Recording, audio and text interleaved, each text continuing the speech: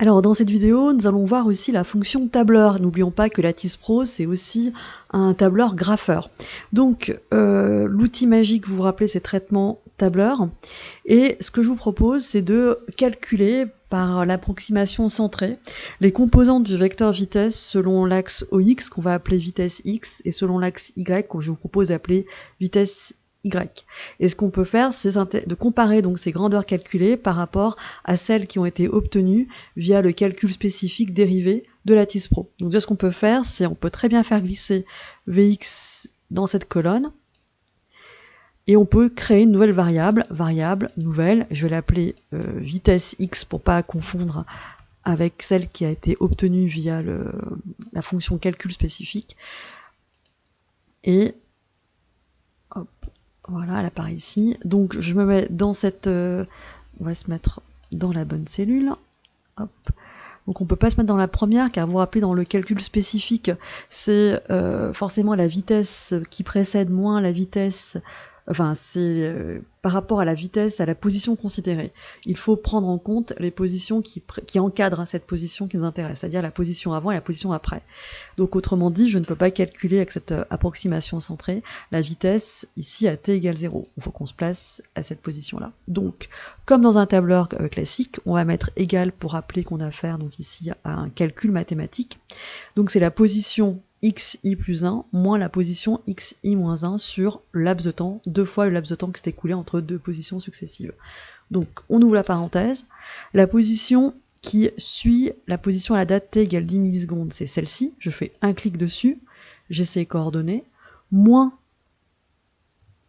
la position sur l'axe x à la date qui précède la date qui m'intéresse, c'est-à-dire celle-ci.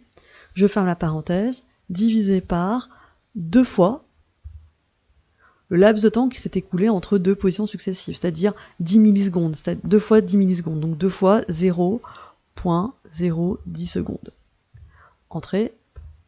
Et on peut étendre ce calcul sur l'ensemble des positions que nous avons étudiées. Et on se rend compte effectivement ici que l'algorithme en tout cas utilisé manifestement par Lattice Pro pour calculer via son interface, pas tout à fait, via son interface calcul spécifique, doit être, alors au début on a l'impression que c'est la même, et puis on peut voir que oui, effectivement, l'approximation semble être l'approximation centrée, encore que ici, il y a une petite valeur qui peut paraître différente, tout simplement parce qu'ici, je vois que j'ai du mal à faire le pointage. Si on veut faire le raisonnement pour un calcul d'approximation centrée pour la vitesse selon l'axe des y, eh bien on procède de la même manière. Déjà, je vous propose qu'on fasse glisser la valeur vy qui a été calculée par Lattice Pro via la fonction calcul spécifique, variable, nouvelle. On va pas mettre le même nom pour pas confondre, hein. On va l'appeler vitesse y par exemple, et puis de même, on sait que on se place pas sur la première date, mais à partir de la deuxième, et ce sera égal donc à y plus i plus 1 moins y i moins 1, d'accord, la position qui suit moins la position qui précède, divisé par parenthèse 2 fois 0.010 secondes. Et là, pareil, on peut étendre le calcul.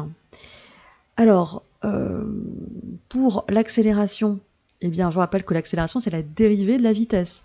Donc, on peut faire la même, mais c'est pareil, comme on se place dans l'approximation centrée, si on souhaitait calculer l'accélération, par exemple, selon l'axe des y, donc variable, nouvelle, je vais l'appeler accélération y. Je peux faire pareil pour x, hein, d'accord, on va faire x, accélération selon l'axe des x. Hop. Alors qu'est-ce que c'est? Eh bien c'est tout simplement pareil, on se place ici, et c'est la variation de la vitesse selon l'axe des x. Alors si je fais position d'après moins position d'avant, on voit qu'il y a un petit problème dans notre calcul. Ça veut dire que l'accélération selon x à la date t égale 10 millisecondes, on ne peut pas la calculer avec cette approximation. Donc on va se placer à la date d'après. Donc hop, donc c'est la position suivante, la vitesse à la date d'après, moins la vitesse selon x à la date qui précède. Hop, et divisé de même par 2 fois 0.010 secondes dans notre exemple ici.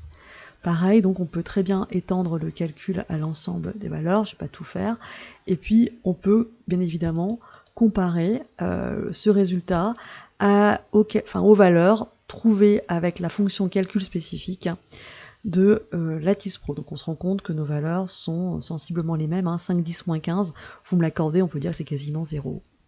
Voilà. J'espère que ça va un petit peu plus sur les fonctions tableur-grapheur et calcul spécifique de Lattice Pro.